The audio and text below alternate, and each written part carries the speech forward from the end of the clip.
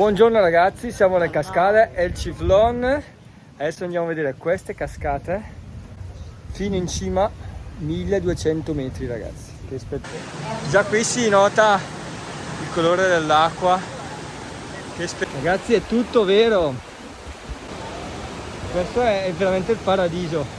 Guardate le prime cascate. Questa è la prima cascata, ma noi andiamo più su per fare il bagno. Vi rendete conto? Che paradiso! Wow! Sono in mezzo alla cascata praticamente per fare questo video su un sasso, ma ne vale assolutamente la pena.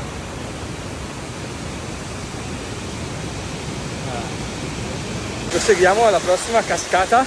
Cerchiamo alle spalle la cascata Sospiro, che è fantastica. Quando la natura ci regala questa vista. Adesso andremo alla cascata Ala de Angel, Ala d'Angelo. Scendiamo. Questo posto è magico ragazzi, è magico. Ragazzi, sono dentro con i piedini, l'acqua è gelata, voi non avete idea di quanto sia fredda, però ne vale la pena. Guardate tutti questi corsi d'acqua, che spettacolo.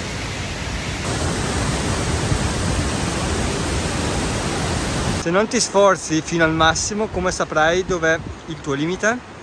Ed è vero. Adesso solo per noi questa parte delle cascate dove ci butteremo, faremo un bel bagno per rinfrescarci. Solo per che spettacolo. Elena, com'è?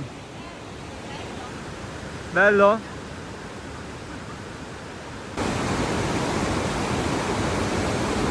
Ragazzi, è gelata.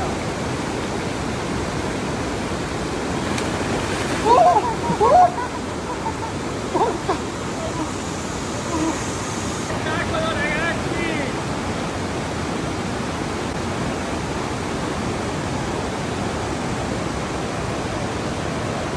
Siamo arrivati ragazzi al cascata Velo de Novia, che è la cascata del velo della fidanzata. Questa cascata è alta 120 metri e noi siamo a 1200 metri di altezza. Stiamo salendo e già ci stiamo bagnando perché la cascata è talmente vicina che l'acqua arriva proprio. Siamo saliti in cima. Beccatevi!